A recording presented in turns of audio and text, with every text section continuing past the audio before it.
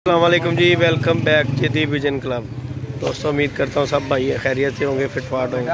आज देखें जी सुबह सुबह ना लाखा पकड़ा हुआ है। नासिर भाई ने जी पकड़ा हुआ है। खोखर को बड़ी ज़रूरत थी जी इसकी। मैं कह लो जी खोखर भाई ले आए आपके लिए। वो नासिर भाई कैसा कलर है था? रिंग शिंग बहुत रहे थे। चेक करो रिंग। क्या बात है, खोखर तेरा गुस्सा कर रहा है। खोखर को जाना है हाँ साथ खोखर ओए चाहिए जिन्हें लेना उसकी झोली तो बहुत साथ जी बच्चा। लो जी गोद ले लिया खोखर ने। खोखर को दे दिया। लो जनाब खोखर ने गोद ले लिया जी बंदर। साजी का की करना है खोखर जी?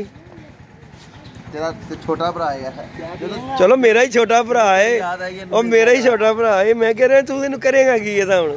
मेरे भरा रख के की करेगा? नहीं साथ देखो जरा मिलता कि नहीं मिलता।